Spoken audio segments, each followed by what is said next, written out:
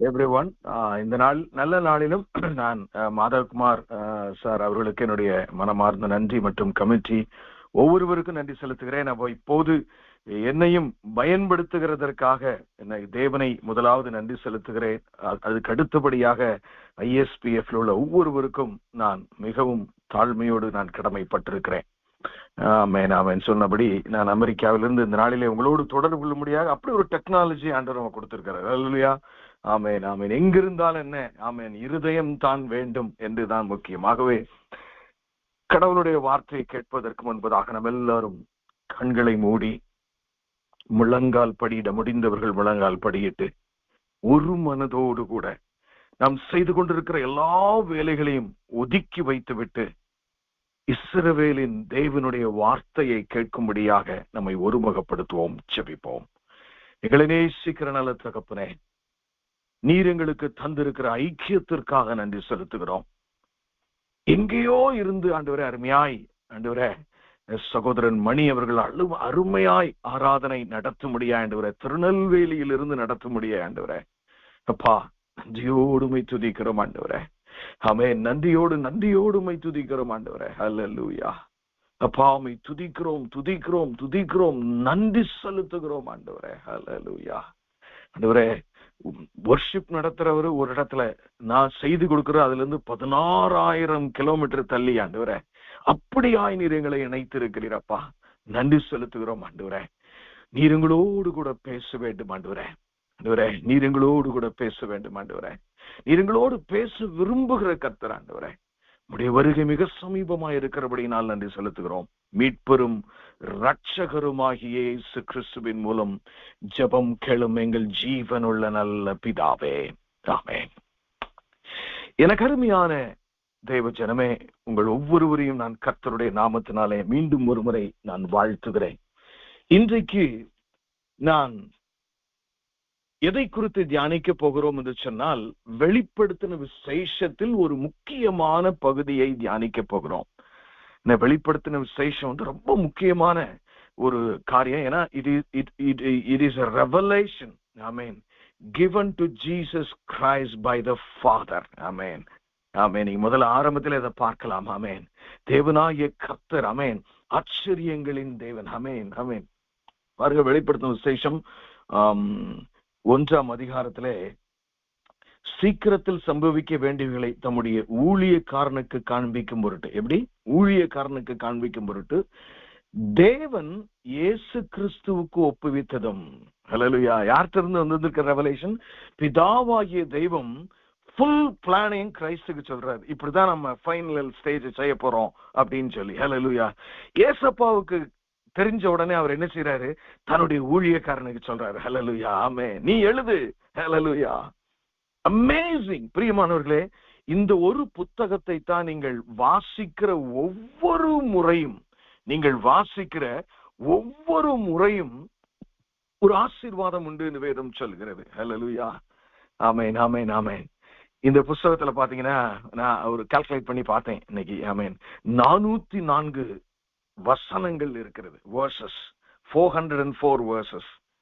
ஆனால் ஆச்சரியமான ஒரு புத்தகம் பிரியமானவர்களே. 404 வசனங்கள் இருக்கிறது. ஆனால் ஓல்ட் டெஸ்டமெண்ட் ரெஃபரன்ஸ் மட்டும் எத்தனை இருக்கும் தெரியுமா? 800 ரெஃபரன்ஸ் இருக்கு. ஹல்லேலூயா. Amazing book. அவருடைய வருகையை குறித்து, தன் குமாரன் பூமியை ஆளுகை செய்கிறதற்கு வருகை குறித்து ஆச்சரியமாய் அவர் நமக்கு அங்கே காண்பித்திருக்கிறார். நாம் இன்னைக்கு ஒரே ஒரு வார்த்தை, ஆமென் ஆமென், அதைத்தான் நம்ம பார்க்க போறோம். இவ்வளவு பெரிய 404 வசனங்கள் இருக்கிற இடத்துல just one word we are going to see. அதோடு கூட நாம் ஒரு சில காரியங்களை நம்முடைய பார்வைக்காக நாம் சில காரியங்களை அறிந்து கொள்ள வேண்டும். என்னுடைய போக்கஸ் ஒரு பாயிண்ட் தான். அதோடு கூட சில காரியங்களை நாம் அறிந்து கொள்ள வேண்டும் என்று நான் அதை உங்களுக்கு கற்றுக் கொடுக்க நான் விரும்புகிறேன். எனக்கு அருமையானவர்கள், இன்றைக்கு நம்முடைய செய்தியின் மைய பொருள் வெளிப்படுத்தின விசேஷம் 2ஆம் அதிகாரம் 7ஆம் வசனம். ஆவியானவர் சபைகளுக்கு சொல்லுகிறதை காதுள்ளவன் கேட்க கடவன், ஜெயம் கொள்ளுகிறவன் எவனோ. ஹல்லேலூயா. ஆமென். ஜெயம் கொள்ளுகிறவன் எவனோ அவனுக்கு தேவனுடைய பரதேசின் மத்தியில் இருக்கிற ஜீவ விருட்சத்தின் கனியை புசிக்க கொடுப்பேன். ஜெயம் கொள்ளுகிறவன் எவனோ. எனக்கு அருமையான தேவ ஜனமே, வேதாகமும் ஆதியிலிருந்து முடிவு வரை ஒரு காரியத்தை தெளிவாக சொல்கிறது. குறுகலான பாதை வழியாய் செல்கிறவன். குறுகலான பாதை. அப்ப பாருங்க, ஆண்டவர் இன்னைக்கு இந்த இடத்துல உங்களையும் என்னிடத்திலும் எதிர்பார்க்கிற ஒரு காரியம், அவர் சிலுவையிலே நமக்காக சம்பாதித்து வைத்ததின் பயனை நாம் பயன்படுத்தி வாழும்படியாக நம்மை அழைக்கிறார். ஜெயம் கொள்ளுகிறவன் எவனோ. அப்போ ஜெயம் கொள்ளுகிறதுனா என்ன அர்த்தம்? ஒரு காரியத்துல நாம் வெற்றி சிறக்க வேண்டும் என்று ஆண்டவர் விரும்புகிறார். ஹல்லேலூயா. இப்ப ஃபார் எக்ஸாம்பிள், நீங்க ஒரு பெரிய மியூசிஷியன் வச்சுக்கோங்க. நீங்க 16 வயசுல அந்த ஆர்கன் போடுறத கத்துக்கிட்டு, அதுக்கப்புறம் பாத்தீங்கன்னா ஒரு 22 வயசுலயே ஸ்டேஜஸ்ல எல்லாம் போய் பாட்டு போடுறீங்க. அதுக்கப்புறம் பாத்தீங்கன்னா 35 வயசுல உங்க பாட்டை எழுதுறீங்க. ஏன்னா அப்பவுமே சிடி தான் ரிலீஸ் பண்றீங்க அப்படின்னு ஒரு தர நீங்க இமேஜின் பண்ணிக்கங்களேன். அவருக்கு கல்யாணம் ஆகி ஒரு பிள்ளை பிறகுது. அந்த பிள்ளைய அவர் எப்ப மியூசிக்ல கொண்டு வரணும்னு நினைப்பாரு? 6 வயசுலயே கொண்டு வரணும்னு நினைப்பாரு. ஹல்லேலூயா. ஆம் பிரியமானவர்களே, நீங்க ஒரு யூனிவர்சிட்டியில கோல்டு மெடலிஸ்டா இருப்பீங்கன்னா உங்க பிள்ளைகள் சரியா படிக்க கூடாதுன்னு நம்ம நினைப்போமா? சின்ன கிளாஸ் நம்பர், பேபி கிளாஸ்ல நம்பர் 1 இருக்கணும்னு நினைப்போம். அதே போல்தான் பிரியமானவர்களே, அரிதானதொன்றை அவர் உங்களுக்கு சொல்லவில்லை. எனக்கு அருமையான தேவ ஜனமே, நீங்களும் நானும் ஜெயம் கொள்ள முடியும். எதிலையா ஜெயம் கொள்ள வேண்டும்? நான் என்னையா ஜெயம் கொள்ள வேண்டியது இருக்கிறது? அவரல்லவோ சிலுவையிலே ஜெயம் கொண்டார் எனக்காக. உண்மைதான், உண்மைதான் பிரியமானவர்களே. 3 காரியங்களிலே நீங்கள் உங்களுடைய வாழ்க்கையிலே ஜெயம் கொள்ளுகிறவர்களாய் நாம் மாற வேண்டும். எனக்கு அருமையான தேவ ஜனமே, இந்த வெளிப்படுத்தின விசேஷத்தை 3 பகுதிகளாக நாம் பிரிக்கலாம். முதல் சாப்டர், ஃபர்ஸ்ட் சாப்டர் ஒரு பகுதி, 2ஆம் சாப்டர், 3ஆம் சாப்டர் ஒரு பகுதி, 4ஆம் சாப்டர்ல இருந்து கடைசி வரைக்கும் இன்னொரு பகுதி. ஆமென். அந்த டீட்டெயிலுக்குள்ள நம்ம இப்ப போறது இல்லை. ஆனால் இதுல இந்த 2ஆம் 3ஆம் சாப்டர்ல 7 சபைகளுக்கு அவர் எழுதுகிறதை பார்க்கிறோம். இவைகளெல்லாம் ஆழமான ஆச்சரியங்கள் பிரியமானவர்களே. ஏன் 7 சபைகள்? அதாவது பாத்தீங்கன்னா ஏசியா மைனர், இன்றைக்கு இருக்கிற துருக்கி தேசத்துல இருக்கிற 7 சபைகளுக்கு எழுத சொல்லி இங்க ஒவ்வொரு சபையின் பெயராக அங்க சொல்லுகிறார். ஆனா 7க்கு மேலே எங்க சபை இருந்துச்சு, சொல்லல. ஏன்? ஹல்லேலூயா. நிறைய காரியங்களை நாம் அறிந்து கொள்ள வேண்டியிருக்கு. பரிசுத்த பவுல் எத்தனை சபைகளுக்கு எழுதினார்? 7 சபைகளுக்கு அவர் எழுதினார். இவைகள் எல்லாம் ஒரு முழுமையான ஒரு உபதேசத்தை நமக்கு காட்சி அளிக்கிறது. அப்போ ஜெயம் கொள்ள வேண்டும். அவர் ஜெயம் கொண்டவர். உங்களையும் என்னையும் ஜெயம் கொள்ளுகிறவர்களாக இருக்க வேண்டும் என்று எதிர்பார்க்க. அப்போ உங்க மைண்ட்ல இப்ப முதல்ல என்ன எழுதப்படணும் தெரியுமா? நான் ஆண்டவருடைய பிள்ளை, ஆகவே நான் ஜெயம் கொள்ளும்படியாய் பிறந்திருக்கிறேன். என்ன சூழ்நிலை எனக்கு இருந்தாலும் சரி, என்ன ஊழியத்துல பிரச்சனை இருந்தாலும் சரி, என்ன என் தனிப்பட்ட வாழ்க்கையிலே தோல்வி போல் காணப்பட்டாலும் சரி, அந்த தோல்வியை பார்த்து நீங்களும் நானும் சொல்ல வேண்டிய ஒரு வார்த்தை, என் அப்பன் இயேசு ஜெயம் கொண்ட ஒரு கர்த்தர், ஆகவே நானும் ஜெயம் கொள்ளுவேன், அதற்காகவே நான் பாடுபடுவேன் விசுவாசத்துல. ஹல்லேலூயா. 3 வகையான காரியங்கள். முதல் காரியம், நீங்களும் நானும் பிசாசை ஜெயிக்க ஆண்டவர் நம்மை அழைத்திருக்கிறார். ஹல்லேலூயா.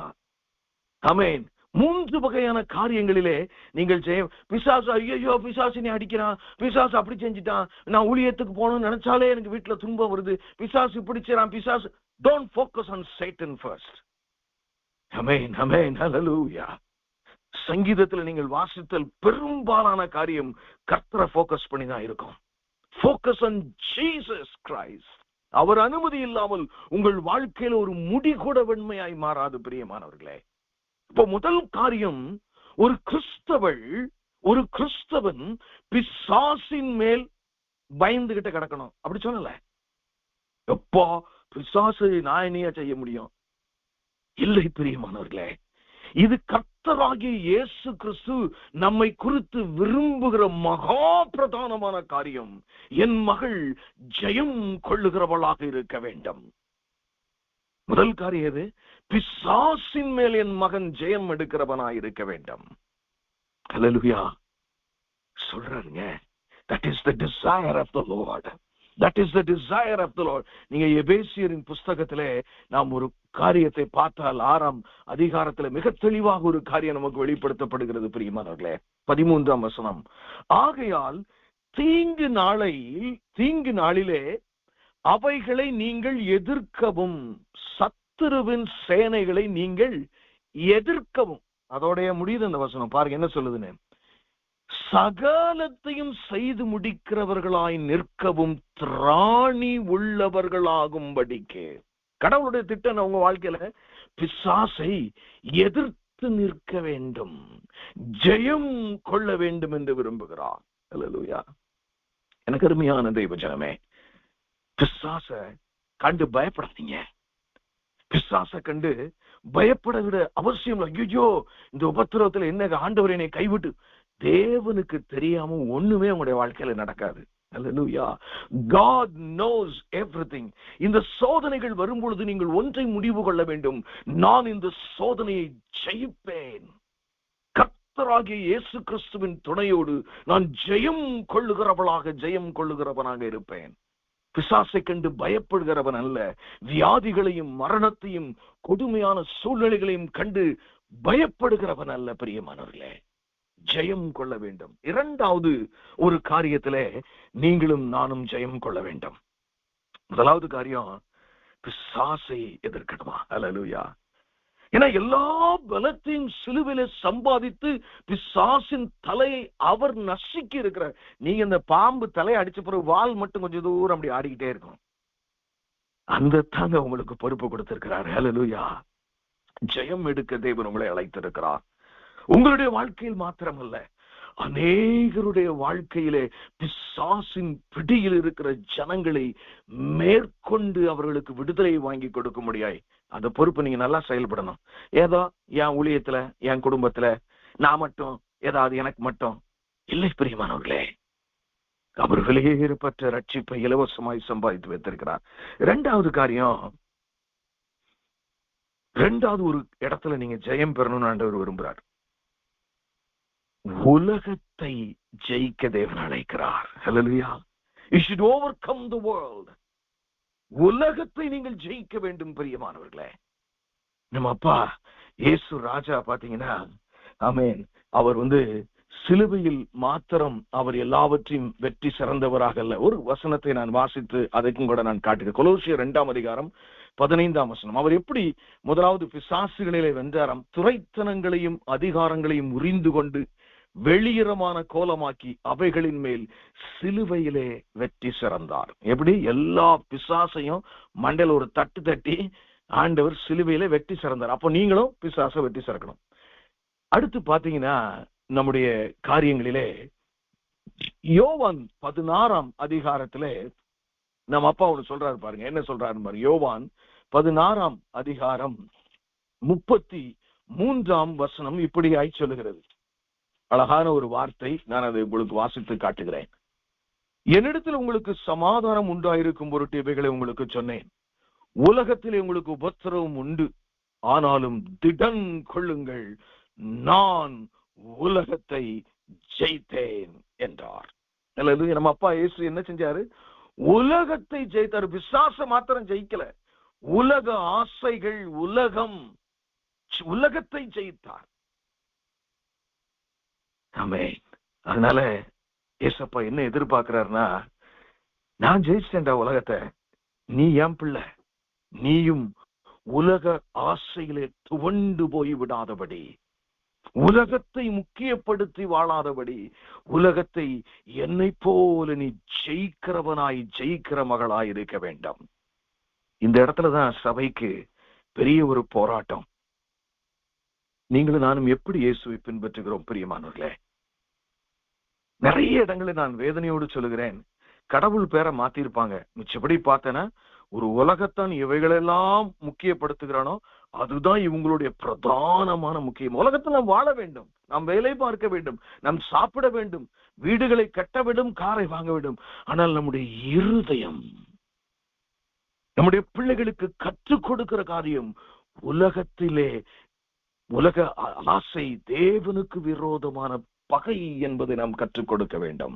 அப்போ இரண்டாவது காரியம் நம்ம என்ன செய்யணும், ஏசப்பாவை போலவே நம்ம என்ன செய்யணும், அந்த உலக ஆசையிலே நாம் என்ன செய்யணும், மேற்கொள்ளுகிறவர்களாய் இருக்க வேண்டும். நல்லா இன்னைக்கு அசஸ் பண்ணி பாருங்க, பிசாசு எந்த அளவுக்கு நான் ஜெயிச்சிருக்கேன், ஜெயித்து கொண்டிருக்கிற தைரியத்தோடு நான் வாழ்கிறேன். ஒருவேளை நாம் அப்படிப்பட்ட நிலைமை அடையாவிட்டால் ஏதோ கால்வாசி கிறிஸ்தவ விசுவாசத்திலே வாழ்கிறோம் என்று அர்த்தம். பிரியமானவர்களே, நான் உலகத்தை ஜெயிக்கிற விஷயத்திலே, உலக ஆசையிலே நான் எப்படி இருக்கிறேன்? சிந்திக்க தேவன் நம்மை அழைக்கிறார். அவர் எதிர்பார்க்கிற, என் மகனே, நீ உலகத்தை ஜெயிக்க வேண்டும், நீ ஜெயம் கொள்ளுகிறவனாய் நீ வாழ வேண்டும். இதெல்லாம் ஒரு ஜெயம் கொள்ளுகிறவனுடைய இலக்கணங்கள். மூன்றாவது ஒரு காரியத்தை குறித்து நாம் ஜெயம் கொள்ளுகிறவர்களாய் இருக்க வேண்டும். நம்ம எல்லாத்துக்குமே தெரியும், நம்ம ரட்சிக்கப்படும் போது we were in our carnal minds. ஜென்ம சுபாவங்களிலே, பாவத்திலே நாம் இருந்தோம், ரட்சிக்கப்பட்டோம். ரட்சிக்கப்பட்ட பின்பு மூன்றாவது ஒரு காரியத்தை நீங்கள் ஜெயிக்கிறவர்களா இருக்க என்ன தெரியுமா, உங்கள் ஜென்ம சுபாவங்களிலே, ஹல்லேலூயா, நீங்கள் மேற்கொள்ளுகிறவர்களா இருக்க வேண்டும். அதாவது மாமிசத்தில் ஆரம்பித்த நீங்கள் ஆவியின் கனிகளிலே முடிக்க வேண்டும். ஜென்ம சுபாவத்தில் ஆரம்பித்த நாம் ஜெயம் பெற்று ஆவிக்குரிய கனிகளிலே நாம் முடிக்க வேண்டும். இதுலயுமே நம்ம எல்லாருக்கும் நிறைய போராட்டங்கள் இருக்கிறது. வேதாகமம் சொல்லுகிறது, பிரியமானவர்களே, முடிவு பரியந்தமும் நிலை நிற்பவனே ரட்சிக்கப்படுவான். யாரு? முடிவு பரியந்த நிலை நிற்கவன். அப்ப என்ன அர்த்தம்னா, இந்த ஜெயம் கொள்ளுகிறவன் பிசாசோடும் உலகத்தோடும் ஜென்ம சுபாவங்களோடும் மேற்கொள்ளுகிறவன் எப்படிப்பட்டவனா இருக்கணுமா? ஹல்லேலூயா, எப்படிப்பட்டவனா இருக்கணும்? தேவ சன்னிதானத்திலே அவன் என்ன செய்யணும்? ஆமென், அவன் தான், அப்படி வாழ்கிறவன் தான் ஜெயம் கொள்ளுகிறவனாக இருப்பான். பிரியமானவர்களே, ஏன்னா மத்தேயுல பாத்தீங்கன்னா இந்த ஜென்ம சுபாவத்தை குறித்து வரும் பொழுது அதுக்கு நம்ம எங்க போக வேண்டியிருக்கு, நம்முடைய ஆண்டவராய் இயேசு கிறிஸ்து எப்படி வாழ்ந்தார் என்று பார்க்கும் பொழுது அவர் மனதுருக்கம் உள்ளவராய் வாழ்ந்தார். சிலுவையில அவரை கார்றாங்க, துப்புறாங்க, அடிக்கிறாங்க. ஏன்னா பிதாவே இவர்களை மன்னியுங்கிறாரு. ஹல்லேலூயா, ஆமென், ஆமென், ஆமென். பாருங்க, மத்தேயு 11:29 இப்படியாய் சொல்லுகிறது, நான் சாந்தமும் மனத்தாழ்மையுமா இருக்கேன். தான் கேரக்டர் பத்தி அந்த ஒரு இடத்துல ஆண்டவர் சொல்றாரு, நான் சாந்தமுள்ள இயேசு கிறிஸ்து, என் நுகத்தை உங்கள் மேல் ஏற்றுக்கொண்டு என்னிடத்துல கற்றுக்கொள்ளுங்கள், அப்பொழுது உங்கள் ஆத்துமாக்களுக்கு இளைப்பாறுதல் கிடைக்கும். God is saying in a way, என்னில் பாவம் உண்டு என்று உங்களால் யாரால் சொல்லக்கூடும் என்று சொன்னார். கருமையானவர்களே, இன்னைக்கு நம்முடைய போராட்டமே என்ன? ஜென்ம பாவங்கள் தான். ஆமென். சரி, இப்படி 3 வகையான காரியத்திலே நாம் வெற்றி சிறந்தவர்களாய் மேற்கொள்ளுகிறவர்களாய் தேவன் இருக்க அழைக்கிறார். ஏன்னா இந்த வெளிப்படுத்தின விசேஷம் 2ஆம் அதிகாரம் 3ஆம் அதிகாரம் மிக மிக மிக முக்கியமான அதிகாரம். கர்த்தராகிய இயேசு கிறிஸ்துவினுடைய இருதயம், அவர் பைபிளை எழுதி முடிக்கும் பொழுது எப்படிப்பட்ட காரியங்களை முக்கியப்படுத்தி இருக்கிறார் என்று பாருங்கள். ஏதோ என் ஜெபம் கேட்டா போதும் இல்லை பிரியமானவர்களே, நீங்களும் மேற்கொள்ள வேண்டும். அநேகர் மேற்கொள்ளுகிறதற்கு, அநேகர் விடுதலையாவதற்கு, ஆசீர்வாதங்களை பெறுகிறதற்கு நீங்களும் பாடுபடுகிறவர்களாய் இருக்க வேண்டும். ஆமென். ஆனா இது ஜெனரலா அப்ரிட்ஜ் பண்ணி நீங்க பாத்தீங்கன்னு வைங்களேன், இந்த 3 காரியத்தையும் ஒரு மனுஷனுடைய கிறிஸ்தவ வாழ்க்கையில பிசாசை மேற்கொள்றது, உலகத்தை மேற்கொள்றது, ஒரு முக்கியமான காரியம் அவசியமான உண்டு. ஆமென். என்னன்னா என்னை பொறுத்தவரையில, ஆமென், the spirit of obedience, அப்பாவுடைய வார்த்தையின்படி வாழ்வேன். இந்த இலக்கணம் மிஸ்ஸிங்கா இருந்தா ஒரு காலம் அவன் ஜெயம் கொள்ளுகிறவனாக மாற முடியாது. ஆமென். நமக்குள்ள 1000 ஆசைகள், கவலைகள், கண்ணீர்கள், என்ன நிலமோ நம்ம தியாலஜிக்குள்ள இருக்கலாம். அவருடைய வார்த்தையின்படி ஒரு வாசகத்தை நான் வாசித்து எனக்கு மிகவும் ஆச்சரியமா இருந்தது. அதை உங்களுக்கும் முதலாவது ஆங்கிலத்திலே வாசித்து அதை தமிழிலே விளக்கம் சொல்லலாம். A.W. Tozer அப்படியாக சொல்லுகிறார், the man who believes will obey. என்ன சொல்றாரு? எவன் ஒருவன் இயேசுவை விசுவாசிக்கிறானோ அவன் நிச்சயம் கீழ்ப்படிவான். Failure to obey is convincing proof that there is not true faith present. கீழ்ப்படிய முடியாமை, எனக்கு முடியல, நான் என்னால கீழ்ப்படிய முடியாது அப்படின்னாலே அவனுக்குள்ளே பூரணமான விசுவாசம் இல்லை என்பதே அதற்கு அடையாளம் என்று அவர் எழுதுகிறார். எவ்வளவு பெரிய உண்மை பாருங்கள். When you truly believe Jesus Christ is alive, you will obey his word. அவருடைய வார்த்தைக்கு தேடி தேடி வாசிப்பீங்க. ஏதாவது எவ்வளவு தூரத்துக்கு என்னால கீழ்ப்படிய முடியுமோ, நான் ஒரு தடவை ஏதாவது ஒரு இடத்துல கீழே விழுந்தாலும், ஒரு காரியத்துல தவறிட்டாலும் உடனே மனம் திரும்புவோம். ஒரு சீக்வன்ஸை நான் உங்களுக்கு காண்பித்து கொடுக்கிறேன் பிரியமானவர்களே. நீங்க வெற்றி உள்ள வாழ்க்கை வாழணும்னா, இது நான் உங்களுக்கு தியாலஜிக்கல் சைட்ல ஒரு காரியத்தை உங்களுக்கு சொல்ல விடுங்க. அதை யோவானுடைய வாழ்க்கையில இந்த வெளிப்படுத்தின விசேஷத்தின் புஸ்தகத்திலேயே நான் உங்களுக்கு அதை காட்டி கொடுக்க விரும்புகிறேன். ஹல்லேலூயா, அதை காட்டி கொடுக்க விரும்புகிறேன். ரொம்ப முக்கியமான ஒரு காரியம் அது. ஆமென், ஆமென். ரொம்ப ரொம்ப முக்கியமான ஒரு காரியம். ஏன்னா இந்த காரியத்துல நாம் மிக ஆழமான சில காரியங்களை நாம் கண்டுகொள்ள முடியும். ஆமென்.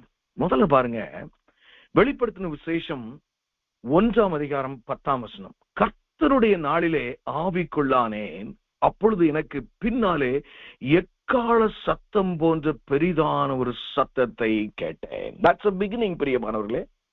கடவுளுடைய வார்த்தையை நீங்க கேட்டாதான் நீங்க ஜெயம் கொள்ளுகிறவங்களா மாறவே முடியும். If you want to be overcomer, நீங்க ஜெயம் கொள்ளுகிறவர்களை மாற வேண்டுமா, எந்த அளவிற்கு அவருடைய வார்த்தைக்கு முக்கியத்துவம் கொடுக்கிறீர்கள், அதான் ரொம்ப முக்கியம். அடுத்து, எனக்கு நேரம் இல்லை, நான் அநேக காரியங்களை உங்களோடு பேச வேண்டும். அடுத்து பாருங்க, நீங்க அடுத்த காரியம் என்னன்னா 12ஆம் வசனத்துக்கு வாங்களேன், அப்படி ஜம்ப் பண்ணுவோம். அப்பொழுது என்னோடு பேசின ஒரு சத்தத்தை பார்க்க திரும்பினேன், திரும்பின பொழுது அப்படின்னு 7 பொன் குத்துலகு மத்தியிலேன்னு வருது. இந்த சத்தம் கேட்ட உடனே யோவான் என்ன செய்யறாரு? திரும்புகிறார். இதுதான் the theology of an overcomer. ஆண்டவருடைய வார்த்தையை கேட்ட உடனே திரும்ப வேண்டும். திரும்ப வேண்டும் என்ன அர்த்தம்? மனம் திரும்ப வேண்டும். ரட்சிக்கப்பட்டது மாத்திரம் நான் சொல்லல, விசுவாசிகளாகிய நாம் நம்முடைய செயல்களிலே ஆவியானது, இது உன் வாழ்க்கையிலே தவறாக இருக்கிறது, இதை ஏன் இப்படி செய்கிறாய், நீ ஏன் இப்படி பணத்திற்கு இன்னும் முக்கியத்துவம் கொடுக்கிறாய், நீ ஏன் இன்னும் நீ விட்டு கொடுக்கிறதில்லை, நீ ஏன் இன்னும் மன்னிக்கிறதில்லை, நீ ஏன் இன்னும் அதிக நேரம் ஜெபிக்கிறதில்லை என்றெல்லாம் சொல்லும் பொழுது, அந்த வார்த்தை வரும் பொழுது நீங்க எப்படி இருக்கணும் தெரியுமா? ரிசப்டிவ். யோவான் சத்தத்தை கேட்டவன ஏசப்பா சத்தம் அப்படியே திரும்புகிறான். சத்தம் முன்னாடி இல்லைங்க, பின்னாடி தான் கேட்குது. ஹல்லேலூயா. அப்போ இரண்டாவது, ஒரு ஜெயம் கொள்ளுகிறவன் வார்த்தைக்கு முக்கியத்துவம் கொடுக்கிறவனாய் ஆரம்பிக்க வேண்டும், பின்பு தன் வாழ்க்கையை மாற்றுகிறவனாய் இருக்க வேண்டும். அதோடு மாத்திரமல்ல, 17ஆம் வசனத்தை பாருங்களேன். நான் அவரை கண்ட பொழுது, ஆமென், என்ன ஆச்சு? ஃபர்ஸ்ட் வார்த்தை வருகிறது யோவானுக்கு, அவன் திரும்புகிறான். திரும்பின உடனே அவன் யாரை காண்கிறான்? கிறிஸ்து இயேசுவை காண்கிறான். இதுதான் உங்களுடைய வாழ்க்கையில இலக்கணம்.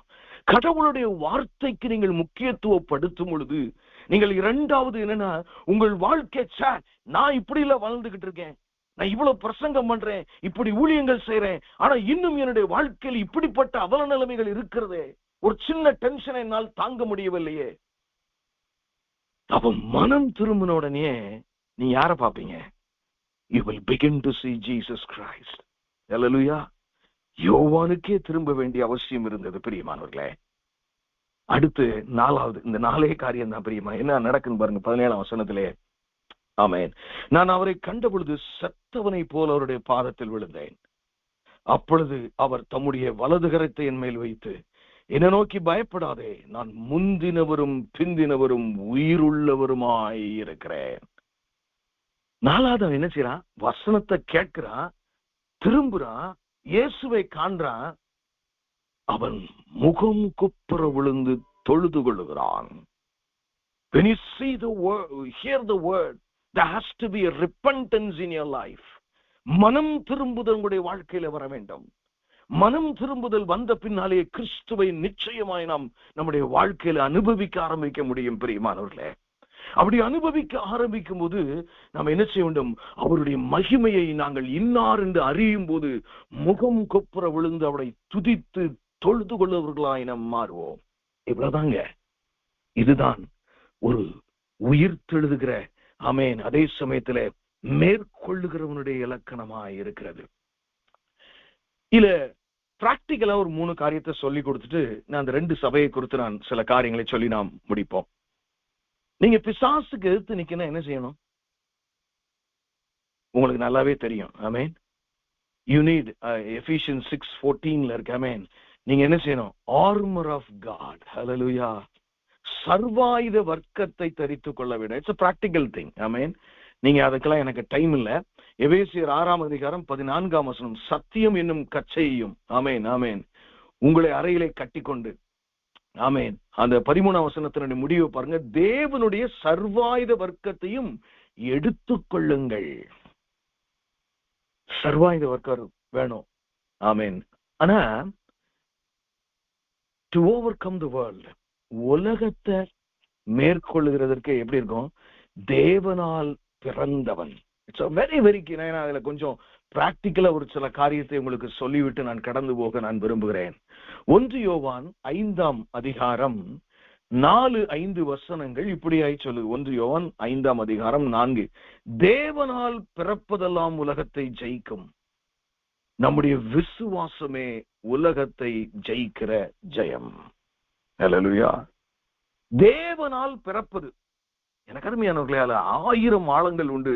அதுல ஒண்ணு என்னன்னா, you are born into the kingdom of God. தேவனுடைய ராஜ்யத்துக்குள் பிறந்து விட்டீர்கள். அப்படின்னு என்ன அர்த்தம்? உங்களுடைய சிந்தை, உங்களுடைய எண்ணம் எல்லாம் கிறிஸ்து இயேசுவின் மேலும் பரலோக ராஜ்யத்தின் மேலும், பூலோகத்துல அல்ல. உங்க ஆசை எப்படி இருக்கும்னா, பரலோக ராஜ்யத்துல எனக்கு ஒரு பெரிய வீடு இருக்கணும், பரலோக ராஜ்யத்துல நிறைய பொக்கிஷங்களை சேர்த்து வைக்க வேண்டும். இந்த உலகத்துல ஆடும் பாடுகள் வந்தாலும், என்னையா 100 வருஷத்துக்கு வாழ்ந்தவன் எவனும் இப்பொழுது இல்லை, நானும் இன்னும் 100 வருஷத்துக்கு அப்புறம் இருக்க போவதில்லை, என்ன வந்தாலும் பரவாயில்லையே, நான் பரலோக ராஜ்யத்துக்குரியவள், நான் பரலோக ராஜ்யத்துக்கு. அப்போ யாரால மேற்கொள்ள முடியும்? பிசாச மேற்கொள்ளா you need to have the armour of God. உலகத்தை மேற்கொள்ளணும்னா யூ ஷுட் லுக் அப். பரலோக சிந்தையோடு நீங்கள் வாழ வேண்டும். பரவாயில்ல, இருக்கட்டும், என்ன பெரிய கஷ்டம், எனப்பா இயேசு வரப்போகிறார், எனப்பா இயேசு என் கண்ணீரெல்லாம் நிரந்தரமாய் அவர் துடைக்க போகிறார்.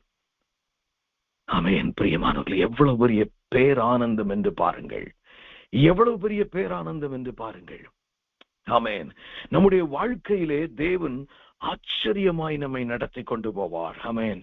அதே மாதிரி பாத்தீங்கன்னா, to over come the Cornell mind. நல்லா தெரிஞ்சுக்கங்க பிரியமானவர்களே, ஒரு 2 வசனத்தை நான் வாசிக்கிறேன். ஆண்டவர் அநேக சமயங்களே உங்களை சோதித்து அறிகிறது. இவாட்ட என்ன இருக்கு ஆழம், என் அன்பு என்னை எப்படி நேசிக்கிறா, இவன் எப்படி என்னை நேசிக்கிறான், கண்டிப்பா உங்களை டெஸ்ட் பண்ணுவார் ஆண்டவர். அல்லேலூயா. ஆமென் ஆமென். ஏன்னா அதுவும் ஸ்பெஷலி ஜெயம் கொள்ளுகிறவர்களை தேவன் நிச்சயமாக he is interested in testing you. நான் ஒரு வசனத்தை உங்களுக்கு வாசிக்கிறேன். 1 நாளாகமம் 29:17. 1 நாளாகமம் 29:17. நல்ல கவனிங்க. என் தேவனே, நீர் இருதயத்தை சோதித்து உத்தம குணத்தில் பிரியப்படுகிறேன். அவருக்கு இந்த கார்னல் மைண்ட் இருக்குல்ல, அது அவருக்கு பிடிக்காதான். அல்லேலூயா. இனிமே நீங்க கோவப்படும் போது, பொய் சொல்லும் போது, மன்னிக்க முடியாம இருக்கும்போது, இந்த வசனத்தை என் அப்பாவுக்கு என்ன பிடிக்கும்? உத்தம குணத்தில் அவர் பிரியப்படுகிறார். அதுக்கு என்ன செய்வாரா? உங்களை டெஸ்ட் பண்ணி பார்ப்பாரா. அல்லேலூயா. நீங்க என்ன செய்யணும்? அந்த கார்னல் மைண்ட், அவன் ஜென்ம சுபாவத்தை நான் மேற்கொண்டே தீர்வேன்.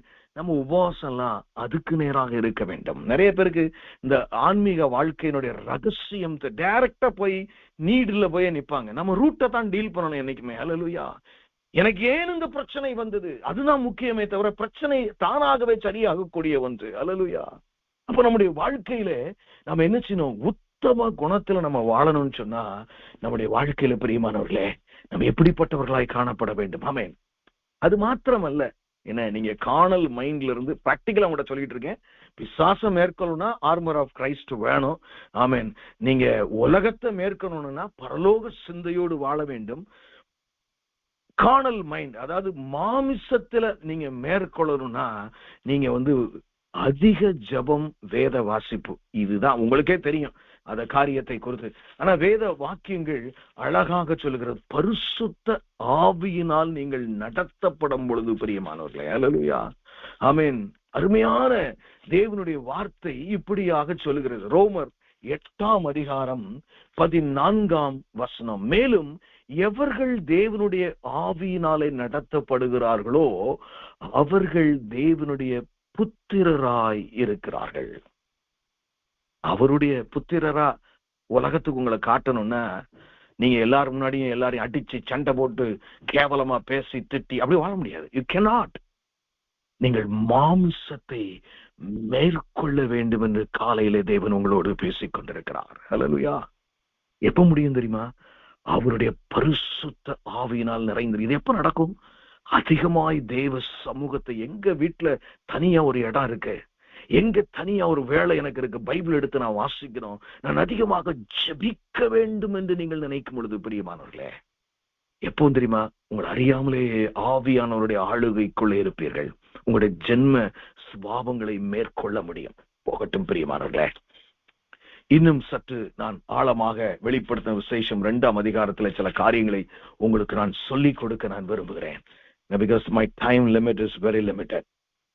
ஒரு காரியம், இந்த 2 பாயிண்ட் உங்களுக்கு நான் ஸ்ட்ரெஸ் பண்ணிட்டு இதனுடைய மேற்கொள்ளுகளுடைய ஆசீர்வாதங்களுக்கு நேராக நாம் கடந்து செல்வோம். இந்த 7 திருச்சபையிலும் ஒரு காரியத்தை இயேசு கிறிஸ்து மிக தெளிவாக சொல்லுகிறதை நான் பார்க்கிறேன். இந்த மேற்கொள்ளுகிறவருடைய இலக்கணத்துல நீங்க இருக்கணும், இது நீங்க கண்டிப்பா தெரிஞ்சிருக்கணும். அதனாலதான் நான் அவுட் ஆஃப் த சப்ஜெக்ட்னால அதை நான் உங்களுக்கு சொல்லுகிறேன். ஒன்று, நீங்க ஹியூஜா நீங்க பாத்தீங்கன்னா, ஆமென், 7 சபையிலையும், உதாரணத்துக்கு நான் சொல்றேன் பாருங்க, வெளிப்படுத்தும் விசேஷம் 2ஆம் அதிகாரம் 3ஆம் வசனம். நீ சகித்துக் கொண்டிருக்கிறதையும் பொறுமையா இருக்கிறதையும் என் நாமத்து நிமித்தம் இளைப்படையாமல் பிரயாசப்படுவதையும் அறிந்திருக்கிறேன். In every church he is writing. 2ஆம் அதிகாரத்துல 9ஆம் வசனம் பாருங்க. அடுத்த சபைக்கு அவர் சொல்லும்போது, சிமிர்னா சபைக்கு சொல்லும்போது, உன் கிரியைகளையும் உன் உபத்திரவத்தையும் நீ ஐஸ்வர்யம் உள்ளவனாய் இருந்தும் உனக்கு இருக்கிற தரித்திரத்தையும் தங்களை யூதர் என்று சொல்லியும் யூதர் அல்லாமல் சாத்தானுடைய கூட்டமாய் இருக்கிறவர்கள் செய்யும் தூஷணத்தையும் அறிந்திருக்கிறேன். உன் உபத்திரவத்தை நான் அறிந்திருக்கிறேன். Amazing. God says, I know. நம்ம நிறைய நேரங்களில் நம்ம நினைக்கிறோம், மேற்கொள்ளுகிறவர்களாகிய நாம், எனக்கு பிரச்சனை வந்துருச்சு, எனக்கு ஏன் இந்த பிரச்சனை வந்துச்சு, ஏன் ஜபத்தையே ஆண்டவர் கேட்கல, அவர் இருக்காரா, உண்மையிலேயே இயேசு உண்டா, நான் தான் தெரியாம நம்புறேனா, இந்த தெய்வத்தையும் விட்டுட்டு போனா வேற எங்கேயும் எனக்கு நன்மை இருக்கிற மாதிரியே தெரியலையே, why I am being persecuted. எனக்கு அருமையான தேவ ஜனமே, உங்கள் இருதயத்தை தேவன் ஆசீர்வதிப்பாராக. அவர் உங்களை அறிந்திருக்கிறார். தெளிவா சொல்றாரு சிம்மர்னா, உன் உபத்திரவத்தை நான் அறிந்திருக்கிறேன். ஒவ்வொரு அதிகாரத்திலையும் பாத்தீங்கன்னா அழகா, அடுத்து பாத்தீங்கன்னா வெளிப்படுத்தும் விசேஷம் 2ஆம் அதிகாரம் 13ஆம் வசனத்துல பாத்தீங்கன்னாலும், உன் கிரியைகளையும் சாத்தானுடைய சிங்காசனமாய் இருக்கிற இடத்திலே குடியிருக்கிறதையும் நீ என் நாமத்தை பற்றி கொண்டிருக்கிறதையும் சாத்தான் கூடிக்கொண்டிருக்கிற இடத்திலே உங்களுக்குள்ள எனக்கு உண்மையுள்ள சாட்சியாக அந்திப்பா என்பவன் கொல்லப்பட்ட நாட்களிலும் என்னை பற்றும் விசுவாசத்தை நீ மறுதலியாமல் இருந்ததையும் நான் அறிந்திருக்கிறேன். எப்படி ஒருத்தர் ரத்த சாட்சி அந்தியப்பா மறிக்கிறான், ஏசாமி பார்த்துக்கிட்டே இருந்தாரு, அந்த நேரமும் நான் அறிந்திருக்கிறேன்ங்கிறாரு. He knows everything. பிரியமானவர்களே, இயேசுவை ஏதோ சாதாரணமான ஒரு ஆள் என்று தெய்வமோ என்று நீங்க நினைக்க, he knows everything. He can do anything. He can do anything. எனக்கு அருமையான தேவ ஜனமே, 7 சபையிலும் சொல்றாரு, I am your inspector. I am watching you. How do you respond to the test that I am bringing in your life? உன் வாழ்க்கையிலே அவ்வப்போது சோதனைகளை நான் அனுமதிக்கிறேன். அந்த நேரத்திலே உன் அன்பை எனக்கு காட்டுகிறாயா இல்லையா என்பதை நான் உனக்கு காட்டும்படியாக. ஹல்லேலூயா. ஒண்ணு மறந்துடாதீங்க பிரியமானவர்களே. ஏன்னா இதை நீங்க புரியலன்னா நீங்க ஜெயம் கொள்கிறவர்களே இருக்க முடியாது. அதனாலதான் இங்க எழுதுறத. அல்லேலூயா. நான் உன்னை அறிந்திருக்கிறேன் மகனே, உன் வலி எனக்கு தெரியும், உன் வேதனை எனக்கு தெரியும், உன் கஷ்டமான சூழ்நிலை உனக்கு தெரியும். சமாதானம் சமாதானம் எல்லாரும் சொல்றேன். என் உள்ளத்துல இவ்வளவு ஒரு சில துக்கத்தோடு நான் வாழ்கிறேன். ஏன் என் ஜெபத்தை கேட்கல? அறிந்திருக்கிறார் கிறிஸ்து. பயப்படாதீர்கள் பிரியமானவர்களே, சகலத்தையும் அறிந்தவர். ஏன்னா இன்னைக்கு God is not supreme என்று சொல்லிதான் பிசாசு உங்ககிட்ட முதல்ல வருவான். He is not sovereign anymore. நான் தான் எல்லாமே. இயேசு என்ன செய்து விடுவார் உன் வாழ்க்கையிலே என்று அநேக சமயங்களிலே பல சூழ்நிலை வழியாக மனிதர்கள் மூலமாக நமக்கு அவன் பேசக்கூடும். ஆனால் ஒன்று நீங்கள் அறிந்து கொள்ள வேண்டும், நான் உன் உபத்திரவத்தை அறிந்திருக்கிறேன். அல்லேலூயா. கைகளை தட்டி கர்த்தரை மகிமைப்படுத்துங்கள் பிரியமானவர்களே. அவர் உங்களை அணு அணுவாய் அறிந்திருக்கிறார். அணு அணுவாய் அறிந்திருக்கிறார். அல்லேலூயா. அணு அணுவாய் அறிந்திருக்கிறார். சில நேரங்களில் நான் ஒரு அமெரிக்காவிலே நான் வந்த இடத்துல ஒரு வெள்ளைக்கார நண்பரோடு பேசிக் கொண்டிருந்தேன். அவர் வியட்நாம் வார் வெட்டரன். அப்படின்னா வியட்நாம் வார்ல அமெரிக்காவுக்காக யுத்தம் பண்ணினவர். அவர் சொல்றாரு, என் தேவன் நான் அவரை அறிந்து கொள்ளுகிறதற்கு முன்னாடி அவர் என்னை அறிந்திருக்கிறார். அவர் இந்த எலபென்ட் கிராஸும் வாங்க ரொம்ப உயரமா இருக்கும், 12 அடி அப்படி உயரமா இருக்குமா. அதுல உள்ள நடந்து போனா என்ன நடக்குதுன்னே தெரியாது போல. அடுத்த ஒரு 2 அடியில யார் இருக்காங்கன்னு தெரியாதான். அப்படி இவரு நடந்து போய்கிட்டு இவரும் நண்பரும் போறாங்களா, ஒரு கிட்டத்தட்ட 1 அடி கனத்துக்கு மேல இருக்குங்கிறாரு. அவர் கை வச்சு காட்டினது ஒரு பெரிய மரக்கட்டை மாதிரி இருந்துச்சு. அது அப்படி தாண்டின உடனே பாத்தீங்கன்னா, Cecil you will not even believe, ஒரு பைத்தன் பெரிய 22 அடி இருக்குமா அந்த பாம்பு. அப்படி 4 அடி 5 அடிக்கு எந்திரிச்சா அந்த தலை மட்டுமே 1 அடி இருக்கும்னு நினைக்கிறேன் சிசில்ங்கிறாரு. அப்படியே வருது எங்களை. அப்படி நான் அப்படி துப்பாக்கி வச்சு இது பண்றேன். அப்போ என்னடா செய்யன்னு சொல்லி இதோட போராடிக்கிட்டு இருக்கோம். அப்புறம் என் ஃப்ரெண்டு கேட்டேன், ஷூட் பண்ணிடுமான்னு கேட்டே, ஷூட் பண்ணாத பாவம் அது போட்டும் அப்படின்னு சொல்லி நாங்க வந்தோம். யூ வில் நாட் பிலீவ், அதுல இருந்து கொஞ்சம் தூரம் தான் வந்தேன் சிசில். வியட்நாமிஸ் சோல்ஜர்ஸ் அங்க யானைகளை கொண்டு அந்த மரக்கட்டைகளை எடுத்து வச்சுக்கிறத பார்த்தேன். அப்படியே என்னுடைய கேம்புக்கு நான் இன்ஃபர்மேஷன் கொடுத்தேனாரு. அவர் என்ன சொன்னார் தெரியுமா, இந்த பாம்பு என்னை தடுக்கா இருந்திருந்தால் நான் நேரா எனிமை கையிலே போய் அப்படி மாட்டிருப்பேங்கிறாரு. அவர் சொல்றாரு, எனக்கு அருமையானவர்களே, அப்படி எனக்கு புல்லரித்தது. இயேசு கிறிஸ்து உங்களை அறிந்திருக்கிறார் பிரியமானவர்களே. 22 அடி நீளமுள்ள ஒரு பைத்தானை கொண்டு அந்நிய தேசத்திலே யுத்தத்திலே ரத்தத்திலும் இருக்கிற ஒரு மனுஷனை பாதுகாக்க கூடுமானால் உங்களுடைய வாழ்க்கையை அவர் அறிந்திருக்கிறேன் என்று கர்த்தர் சொல்லி இந்த இலக்கணத்தோட வாழ்றவன் தான் ஜெயம் கொள்றவன். அல்லேலூயா, அல்லேலூயா. 2வது ஒரு காரியத்தை நான் உங்களுக்கு காட்டி கொடுக்க விரும்புகிறேன் பிரியமானவர்களே. இப்ப நம்ம சிமிர்னா சபைக்குள்ள நம்ம போறோம். ஆமென். சிமிர்னா சபையில பாத்தீங்கன்னா, உன் கிரியைகளையும் உன் உபத்திரவத்தையும் நீ ஐஸ்வர்யம் உள்ளவனாய் இருந்தும் உனக்கு இருக்கிற தரித்திரத்தையும், அப்படின்னு என்ன தெரியுமா உங்களுக்கு? நீ ஐஸ்வர்யவனாய் இருந்தும் உனக்கு இருக்கிற என்ன சொல்றாரு, நீ பிசிக்கலா எல்லாரும் கண்ணு முன்னாடி உனக்கு சாப்பாட்டு கூட வழி இல்ல, ட்ரெஸ் இல்ல, சரியான வீடு இல்ல, வறுமையில் இருக்கிறான், என் பார்வையில் இவர் ரிச்சுங்கிறாரு. நீ ஐஸ்வர்யவனாய் இருந்தும் நீ உபத்திரவத்திலும், அப்படிதான் இருக்கு அந்த வசனம் பாருங்க. நீ ஐஸ்வர்யவனாய் இருந்தும் உனக்கு இருக்கிற தரித்திரத்தை, என்ன நடந்ததுன்னு மட்டும் ஒரு சில காரியத்தை பார்த்து நம்ம முடிப்போம். சிமிர்னா சபை மிகுந்த உபத்திரவத்தின் வழியாக வந்த சபை. அந்த காலத்துல எப்படி இருந்ததுன்னு சொன்னா, நிறைய தேவர்கள் நிறைய எங்க பார்த்தாலும் விக்கிர வணக்கம் இருந்துச்சு. ஆனா இந்த காலம் போல அந்த காலத்திலையும் பாத்தீங்கன்னா இந்த சிலை வழிபாடுகள் குறைந்து ராஜாவை வழிபடுகிறது அதிகரித்து கொண்டே வந்தது. இது டொமினிஷன் காலம். அந்த காலத்திலே பாத்தீங்கன்னா நீங்க எல்லாருமே ஒரு பிஞ்ச் ஆஃப் இன்சென்சஸ் நம்ம சொல்லுவோம்ல, நம்ம இதுல பாத்தீங்கன்னா நம்ம என்ன சொல்றது, ஒரு கற்பூரமோ இல்ல ஏதாவது அந்த மாதிரி ஒரு ஐட்டத்தை அப்படி கொளுத்தி ஒரு ஆல்டர் மாதிரி இருக்கும். லீஜியன் டு லீஜர் அப்படின்னு என்ன அர்த்தம்னா, டொமினிஷன் ராஜா, ரோம அரசரை நான் ராஜா என்று பிரகடனம் பண்ண சொல்லிட்டு நீங்க பாட்டு போயிட்டே இருக்கலாம். அது இருதயத்துல இருந்து சொல்றீங்களோ என்னெல்லாம் அவனுக்கு கிடையாது. அப்படி சொன்னா போதும், உங்களை விட்டுருவாங்க. தோஸ் டேஸ் கிறிஸ்தவனாய் வாழ்றது லேசான காரியம் இல்லைங்க. ஒருத்தன் கிறிஸ்தவனா வாழுன்னா அவன் உயிர் அவன் கையில இருக்கும். ஏன்னா நான் அப்படி சொல்ல முடியாதுன்னு சொல்லிட்டா அவனை கொன்றுவாங்க. See the plight in which Smyrna's church was. அப்படி இந்த ஸ்மிர்னா சபைக்கு பாத்தீங்கன்னா பிஷப் இல்லைன்னா பாஸ்டர் இருந்தவர் பாலிகார்ப் என்று ஒருத்தர். பாலிகார்ப், அவர் பேர் வந்து பாலிகார்ப். அவரை வந்து எங்கேயா, அவருக்கு 86 வயசு, அவர் எப்படியாவது பிடிச்சிடணும் அப்படின்னு சொல்லி எல்லாரும் பாத்தீங்கன்னா ரோம அரசியல்ல எல்லாரும் போர்ச்சவர்லாம் தேடிக்கிட்டு இருக்காங்க. அப்ப கடைசியில் அவர் கையில் என்னன்னா இந்த பாலிகார்பனுடைய ஒரு வேலைக்காரன் எய்டு, அவனை வந்து எங்கேயோ மாட்டிருந்தான். அவனை டார்ச்சர், அவ்வளவு டார்ச்சர் பண்ணி இவர் எங்க இருக்காருன்னு கண்டுபிடிச்சாங்க. கண்டுபிடிச்ச உடனே என்ன, கவனமாய் கேளுங்கள் பிரியமானவர்களே, கண்டுபிடிச்ச உடனே இவர் எங்க வந்து பார்த்தா இவர் ஒரு ஃபார்ம் ஹவுஸ்ல இருந்தார்.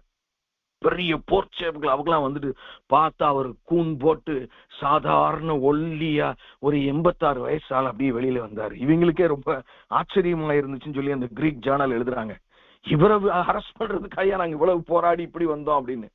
அவரை தூக்கி ஒரு கழுதையில ஏத்தி வச்சு அப்படியே கொண்டு போறாங்க. அப்போ கொண்டு போகிற ஒரு இடத்தில் வரும்பொழுது ராஜாவை தெய்வமாக அப்படி அந்த இன்சென்ஸ் கொளுத்துகிற ஒரு இடம் வந்தவனே ஒரு அதிகாரி, நீ இப்பொழுதாவது உனக்கு 86 வயசாச்சு, நாங்க செய்யக்கூடிய போற துன்பம்லாம் உன்னால தாங்க முடியாது, மரியாதையா ஒண்ணும் இல்ல இன்னைக்குள்ளே நீ பண்ணிரு, யாருக்கும் தெரியாது, நாங்க மட்டும் தான் இருப்போம், சீசர் ராஜான்னு சொல்லிரு என்ன அப்படின்னு சொல்லி இந்த இதை கொளுத்தி மட்டும் அங்க போட்டுரு, ஒன்னும் பிரச்சனையா இல்லை, யார் நீ பாட்டுக்கு போய் உன் ஊழியத்தை செய்யும், சர்ச்சை பாரு, யாரு வேண்டாங்க போறா உன்னைய. அமைதியா இருந்தாராம். திருப்பி திருப்பி கேட்டவுடனே ஒரு ஃபார்ம் ஆன்சர், நோ அப்படின்னாரா. உடனே ஒரு கம்பை வச்சு அவர் அப்படியே குத்தி தள்ள உடனே அந்த கழுதையில இருந்து கீழே முகங்குப்புற விழுந்து மூஞ்சி கீஞ்சி எல்லாம் அடிபட்டு ரத்த காயம். அப்படியே நடத்தியே கூட்டு போறாங்க அந்த எரீனாக்கு. தெரியும், பெரிய ரோம கொலோசியம் எரீனா, அங்கெல்லாம் கிறிஸ்தவர்களை எல்லாருமே சிங்கங்களை போனோம். அவரை பாலிகார்ப் அங்க கொண்டு வரும்போது அவர் உள்ள என்டர் ஆகும்போது ஒரு சம்பவம் நடக்குது. நான் அதையும் உங்களுக்கு சொல்லணும்னு நினைக்கிறேன். குவிண்டஸ் என்று ஒருத்தன் இருந்தான். குவிண்டஸ் எல்லாம் சரித்திரங்கள் உண்மையாய் நடந்தவைகள். அவன் எல்லாரும் முன்னாடி, நான் கர்த்தராகிய இயேசு கிறிஸ்துவுக்காக மரிக்கிறதற்கும் ஆயுத்தமாய் இருக்கிறேன், இரத்த சாட்சியாய் மரிக்கிறேன், எல்லாரும் சத்தம் போடுற அளவுக்கு அவன் சத்தம் போட்டான். அப்படியே தம்பி இங்க வா அப்படின்னு சொல்லி அவனுக்கு வந்து என்னன்னா அவனை கொண்டாந்து நிப்பாட்டி சிங்கத்தை திறந்ததுமோ என்னமோ ஆள் பயந்து போய் இல்ல நான் சீசரிய ராஜாவான்னு சொல்லிடுறேன்னு சொல்லி இன்சென்ஸை பொறுத்துட்டு வெளியே போயிட்டான். இன்னைக்கு பிரச்சனைன்னு வந்த உடனே வாயில மட்டும் கிறிஸ்து இருந்து பிரயோஜனம் இல்லைங்க, இருதயத்தில் கிறிஸ்து இருக்க வேண்டும். இப்படிப்பட்ட குவிண்டஸ் ஆக நாம் இருக்கக்கூடாது. பிரச்சனை வருதுன்னு போட்டு ஏசுறது இயேசு கிறிஸ்து, என்ன இயேசு, எவ்வளவு ஜெபம் பண்றேன், எவ்வளவு ஊழியம் பண்றேன், என்னென்னலாம் செய்யறேனா.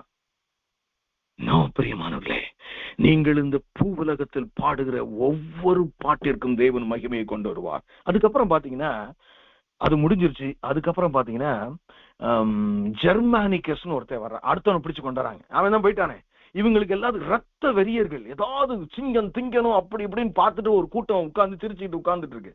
அப்ப ஜெர்மானஸ் வந்தவொடனே அவன் வந்து இல்ல நான் மறுதளிக்க மாட்டேன், சிங்கத்தை திறந்து விடுறாங்க. அது பாஞ்சு வந்து எல்லாரும் முன்னாடி கடிச்சு கொதறி ஒரு எலும்பு கூட எல்லாம் தின்னுடுது. எப்படி கிறிஸ்தவ வாழ்க்கை இன்றைக்கு இருந்திருக்குன்னு பாருங்க. இன்னைக்கு நம்ம என்னமோ கையை தட்டுகிறோம், பாடுகிறோம். பிரியமானவர்களே, இதையெல்லாம் பார்த்துதான் இந்த சபை வளர்ந்து இருக்கிறது. இந்த நேரத்துல இதுக்கிடையில ஒண்ணு நடக்கிறது. அதாவது பாலிகார்ப்பை வந்து அவங்க அரெஸ்ட் பண்றதுக்கு முன்னாடி அவர் சொப்பனம் பாக்குறாரு. அவர் வந்து ஒரு தலையணையில அப்படி தலையை வைப்பாரு, அது அப்படி தீப்பிடிச்சு எரியும். அப்பமே ஆண்டவர் அவருக்கு சொல்லிட்டாரு, நீ உன்னைய தீ கொளுத்தி தான் கொல்லுவாங்க அப்படின்ட்டு. எப்படி? எல்லாமே ஆண்டவருக்கு தெரியுதுங்க. He knows everything. Because you go through some problems doesn't mean he does not know it. Christ knows everything. இயேசுவுக்கு எல்லாம் உங்களுடைய வாழ்க்கை தெரியும். பெரியவார்களே, உங்க வாழ்க்கை இந்த பூமியோடு முடிகிற வாழ்க்கை அல்ல, முடிவில்லாத ஒரு வாழ்க்கை உங்களுக்கு வைத்திருக்கிறாரே, முடிவில்லாத ஒரு வாழ்க்கையை வைத்திருக்கிறாரே. இப்ப பாருங்க, அதே மாதிரி சிங்கம் தின்னு நிறைய தின்னவனா எங்களுக்கு போர் அடிச்சிருச்சு. பிரிங் பாலிகார்ப், பிரிங் பாலிகார்ப்னு எல்லாரும் கத்துனாங்க. அவரை கொண்டு வந்து விட்டோன்னே அவங்களுக்கு சிங்கம் நிறைய கிடைச்சோம்.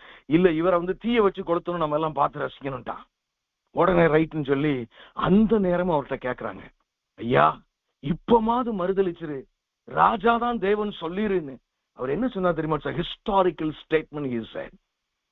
எந்த இயேசு கிறிஸ்துவை நான் 86 வருடங்கள் பின்பற்றி வந்திருக்கிறேன், இந்த வேளையில நான் அவரை மறுதலிப்பேன் என்று சொல்லி அவர் ரத்த சாட்சி ஏற்றுக்கொண்டார். உடனே கட்டையை போட்டு அவர் ஒரு கட்டையில வச்சு கட்டி தீய வைக்கிறாங்க. தீ எரியுது, அவர்கிட்ட போக மாட்டேங்குது. எப்படின்னு பாருங்க, நம்முடைய தேவன் எப்படிப்பட்ட தேவன் பாருங்க. இதெல்லாம் சரித்திரம் பிரியமானவர்களே. நான் பொய்யை சொல்லவில்லை, கூட்டி குறைச்சு பேசவில்லை. தீ எரியல. உடனே அந்த எக்ஸிகியூஷன்ஸ் இருக்காங்களா, அவரை கொலை செய்யறதுக்காக நியமிக்கப்பட்டவர்கள் பயந்து போய் ஒரு பெரிய ஈட்டியை வச்சு அவருடைய சரீரத்தில் அங்குமிங்கும் குத்தின உடனே ரத்தமாக வழிந்து அந்த தீ அணைகிறது போல வருதான். அதுக்கப்புறம் திருப்பி தீ வச்சிருக்காங்க, அந்த சரீரம் கம்ப்ளீட்டா எரிஞ்சு சாம்பல் ஆயிடுச்சு. அப்ப அவர் சொன்னாரா, ஏன் லேட் பண்றீங்க, சீக்கிரம் என்னை கொளுத்துங்கள் என்று சொன்னார். இதைத்தான் பிரியமானவர்களே சிம்பர்னா சபையில அவர் சொல்றார், என் மகனே, உன் கிரியைகளையும் உன் உபத்திரவத்தை நான் அறிந்திருக்கிறேன். அப்படி சொல்லிட்டு 7ஆம் வசனத்தில் சொல்றாரு பாருங்க, 2:7, ஜெயம் கொள்ளுகிறவன் எவனோ அவனுக்கு உண்டான ஆசீர்வாதத்தை பாருங்க, பரதேசின் மத்தியில் இருக்கிற ஜீவ விருட்சத்தின் கனியை புசிக்க கொடுப்பேன் என்று எழுது.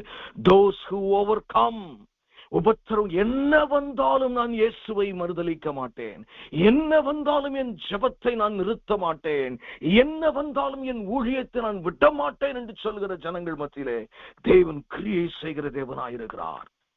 என்றென்றைக்கும் உயிரோடு இருக்கிற ஆதியாகமம் 3ஆம் அதிகாரத்துல நீங்க பாத்தீங்கன்னா அந்த வசனத்திலே காணப்படுகிற அந்த காரியத்துல பாத்தீங்கன்னா அதுல இருந்து ஆண்டவர் விடுதலை ஆக்குகிறார். என்ன, அந்த ஜீவ விருட்சத்தின் கனியை அவர் என்ன செஞ்சிடறாரு, கொண்டு போயிறார் பரலோக ராஜ்யத்துக்கு. இல்லையா? ஆதியாகமம் 3ஆம் அதிகாரம் 23, 24 பார்த்தா தெரியும். இப்ப சொல்றாரு, அன்னைக்கு ஆதாமுக்கு கொடுக்கல, ஆதாமுக்கு ஒரே ஒரு கட்டளை கொடுத்திருந்தார், இந்த மரத்தின் கனியை நீ புசியாதே என்று. One command. யோசிச்சு பாருங்க பிரியமானவர்களே, அந்த ஒரு கட்டளைக்கு அவன் கீழ்ப்படியாமல் போனதினாலே ஜீவ விருட்சத்தின் கனி அப்படி அவர் சுடரொளி பட்டயத்தை விட்டு மறைத்து ஒருவேளை பரலோக ராஜ்யத்துக்கு கொண்டு போய் விட்டார். என்னமோ சொல்றாரு, நீ இனிமே இயேசுவை ஏற்றுக்கொண்டு ஜெயம் கொள்ளுகிறவனுக்கு நான் அதை திரும்பி தருவேன். ஹல்லேலூயா. எனக்கு அருமையானவர்களே, உங்களுக்கு என்றென்றைக்கும் உள்ள ஒரு வாழ்க்கை இருக்கிறது. எப்படி முடிவில்லாத அந்த வாழ்க்கை எப்படி இருக்க போகுது தெரியுமா உங்களுக்கு? உங்களுடைய முடிவில்லாத ஒரு மரணத்திற்கு பின்பு முடிவில்லாத ஒரு வாழ்க்கை எப்படி இருக்க போகுது தெரியுமா?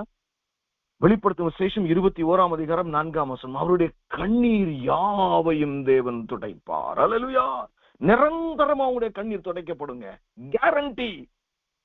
இது பொய் சொல்லுகிற தெய்வம் அல்ல. அடுத்து சொல்றாரு, இனி மரணமும் இல்லை. அல்லேலூயா. ஒரு தடவை மரிச்சிட்ட, இனி உனக்கு மரணமே இல்லை. ஆமென். இனி துக்கமும் இல்லை. எவ்வளவு துக்கத்துல இன்னைக்கு நம்ம இருக்கோம் பிரியமானவர்களே. கர்த்தர் சொல்லுகிற, ஜெயம் கொள்ளுகிற உனக்கு துக்கமே இனிமே இல்லை, முந்தினவைகள் ஒளிந்து போயின. அடுத்து பாருங்க, இன்னும் ஒரே ஒரு பாயிண்ட் மட்டும் சொல்லிட்டு இதே இன்னொரு ஆசை. நாங்க I thought of covering all those but I don't have time for that. வெளிப்படுத்தும் விசேஷம் 2ஆம் அதிகாரம் நாம் அதை பார்க்கும் பொழுது பாருங்க, அதனுடைய முடிவிலே 11ஆம் வசனம், ஆவியானவர் சபைகளுக்கு சொல்கிறதை காதுள்ளவன் கேட்க கடவன், ஜெயம் கொள்ளுகிறவன் 2ஆம் மரணத்திற்கு சேதப்படுத்துவதில்லை என்று எழுது. யாரு ஜெயம் கொள்றானோ அவனுக்கு 2ஆம் மரணம்னா என்ன? நரகம். நீங்களும் நானும் எதுக்கு பயப்படணும்? முதல் மரணத்துக்கு பயப்படுகிறவன் ஜெயம் கொள்ளுகிறவன் அல்ல. உண்மையிலேயே ஒரு ஜெயம் கொள்ளுகிறவனுக்கு முதல் மரணம் பயமில்லாத ஒரு மரணம். என்னன்னாலும் வரட்டும், இந்த பூ உலகத்திலே நான் என்னுடைய சரீரத்தில் இருந்து என் ஆவி பிரிக்கப்பட்ட உடனே நான் கிறிஸ்துவோடு நான் போய்விடுவேன். ஆனா 2ஆம் மரணம் எனக்கு இல்லையா? நரகமே நமக்கு இல்லை பிரியமானவர்களே. எதை இன்னைக்கு நீங்க பிரியாணி சாப்பிடணும்னா இதை நினைச்சுதான் சாப்பிடணும். எனக்கு 2ஆம் மரணம் கிடையாது, கொண்டா பிரியாணிய. You should celebrate this Christian life because Christ has done everything on the cross for you. அருமையான தேவஜனமே, இன்னும் ஒரு வசனம் கூட இருக்கிறது. வெளிப்படுத்தும் விசேஷம் 20ஆம் அதிகாரம் 6ஆம் வசனம். அதை ஒன்ன கடைசி வாசனம் நான் முடிச்சுறேன். முதலாம் உயிர்த்தெழுதற்கு பங்குள்ளவன் பாக்கியவான், பரிசுத்தவானுமாயிருக்கிறான். இவர்கள் மேல் 2ஆம் மரணத்திற்கு அதிகாரம் இல்லை. இவர்கள் தேவனாகும் கிறிஸ்துவுக்கும் முன்பாக ஆசாரியராய் இருந்து 1000 அவரோட கூட 1000 வருஷம் அரசாளுவார்கள். அல்லேலூயா. அந்த ஜெயம் கொள்ளுவர்கள் எப்படியா? கிறிஸ்து வரும்போது இந்த பூமியை 1000 வருஷம் ஆளும்போது உங்களையும் என்னையும் கொண்டுதான் ஆளுகை செய்ய போகிறார். எனக்கு அருமையானவர்களே, இனி நமக்கு வரும் மகிமையை பார்க்கும் பொழுது இந்த உலகத்தின் உபத்திரவங்கள் எல்லாம் ஒன்றுமில்லை. ஆகவே ஆவியானவர் இன்றைக்கு உங்களுக்கு சொல்ல வந்தாலும் சரி, எந்த நிலைமை எனக்கு வந்தாலும் சரி, இயேசுவில் இன்னும் அதிகமாய் நான் ஜெபிப்பேன், இன்னும் அதிகமாய் நான் தொழுது கொள்ளுவேன், இன்னும் அதிகமாய் நான் பாடுவேன், இன்னும் அதிகமாய் தேவனை ஸ்தோத்தரிப்பேன், இன்னும் அதிகமாய் ஊழியம் செய்வேன் என்று சொல்லி உங்களை ஒப்பு கொடுப்பீர்களா? What is your focus? Is your focus is your problem? இந்த ஆவியானவர் தெளிவாய் கேட்க, என் மகனே, என் மகளே, எதை நீ உற்று நோக்கி பார்க்கிறாய்? உன் பிரச்சனையா, என் சித்தத்தையா? Is it your problem or my will? ஜெபிப்போம். எங்களை நேசிக்கிற நல்ல தகப்பனே, இந்த நல்ல வேளைக்காக உமக்கு நன்றி செலுத்துகிறோம் ராஜா. ஜெயம் கொள்ளுகிறவர்களை கொடுத்து எங்களோடு நீர் பேசினீர் ஆண்டவரே. பிசாசோடு நாங்கள் ஜெயம் கொள்ள வேண்டும், உலகத்தோடு நாங்கள் ஜெயம் கொள்ள வேண்டும், எங்கள் மாமிசத்திலே நாங்கள் ஜெயம் கொள்ள வேண்டும் என்று நீர் எங்களை அழைக்கிறீரப்பா. ஆண்டவரே, அதற்காக நாங்கள் எப்படி வாழ வேண்டும் என்று எங்களுக்கு கற்றுக் கொடுத்தீர். உம்முடைய வார்த்தையை நாங்கள் கேட்டு மனம் திரும்பி கிறிஸ்துவை கண்டு உம்மை தொழுது கொள்ளும் பொழுது ஆண்டவரே, அப்பா ஆண்டவரே, உமக்கு கீழ்ப்படுகிறவர்களாய் உம்முடைய வார்த்தை, ஒருத்தன் எனக்கு அன்பு கூறுவானா அவன் வார்த்தையின்படி வாழணுங்கிறீங்கப்பா. எங்கள் ஒவ்வொருவரையும் மாற்றுங்க. இந்த ISPF குடும்பத்தார் ஒவ்வொருவரையும் ஆண்டவரே, எங்களை ஜெயம் கொள்ளுகிறவர்கள், பின்வாங்கி போறவர்களாய் அல்ல ஆண்டவரே. பாதி உலகம் பாதி கிறிஸ்து அல்ல ஆண்டவரே. பிசாசுக்கு பயந்து வாழ்கிறது அல்ல ஆண்டவரே. ஜென்ம சுபாவங்களிலே துவண்டு போகிறவர்களா இல்லாமல் ஆண்டவரே, இவைகளை ஜெயிக்க அதிக நேரம் காத்திருக்க ஜெபிக்க எங்களுக்கு உதவி செய்யும். ஆசீர்வதிங்க இந்த வார்த்தை ஒவ்வொன்றையும் ஆண்டவரே. உம்முடைய கிருபையான வார்த்தைகளாய் இருக்கிறபடினாலே எங்களுக்கு பிரயோஜனமாக்கித்தாங்க. மீட்பெரும் இரட்சகருமாகிய இயேசு கிறிஸ்துவின் மூலம் ஜெபம் கேளும் எங்கள் ஜீவனுள்ள நல்ல பிதாவே, ஆமென். பிரியமானவர்களே, எனக்கு ஒரே ஒரு ஆசை, யாராவது ஒருவர் இந்த கேட்ட வார்த்தைக்காக நான் முதலாவது ஜெபித்து அதுக்கு பின்பு நம்ம உங்களுடைய ப்ரோக்ராம்குள்ள நாம் கடந்து செல்லலாம். somebody I want, whoever is touched, உங்களை ஒப்பு கொடுத்தவங்க, ஆண்டவரே நான் ஜெயம் கொள்ளும்படியா என்னை ஒப்பு கொடுத்திருக்கிறேன் என்று சொல்கிறவர்கள், ஆமென் ஆமென். நாம் யாராவது ஒருவர் இந்த கேட்ட வார்த்தைக்காக ஜெபிப்போம். ஸ்தோத்திரம்பா.